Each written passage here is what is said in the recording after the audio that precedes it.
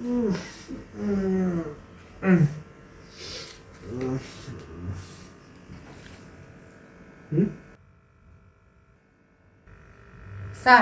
আপনারা কি ব্রেকফাস্ট দিব না একসাথে লাঞ্চ দিব? কারণ আমার ঘড়িতে তো এখন 1টা বাজে তো, আর আপনি তো মাত্র ঘুম থেকে উঠছেন। তা আপনি একটু বললে সুবিধা হয় যে আপনারা কোনটা দিলে ভালো হয়, ব্রেকফাস্ট দিব না লাঞ্চ দিয়ে দিব একসাথে। অ্যালার্ম দিছিলাম 7টা বাজে, 1টা 1:30 বাজে, আমি বুঝি না মা, সরি মা, বুঝি না।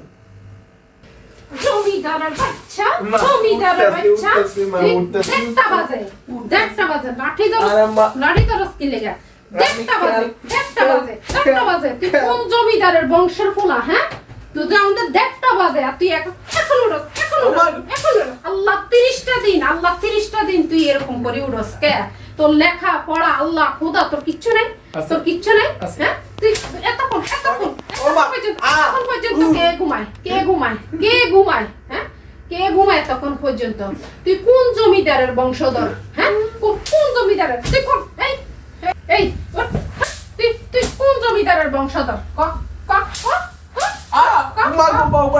তুই কোন জমিদারের বংশধর? তুই কোন জমিদারের বংশ? হ্যাঁ, কোন জমিদারের বংশধর?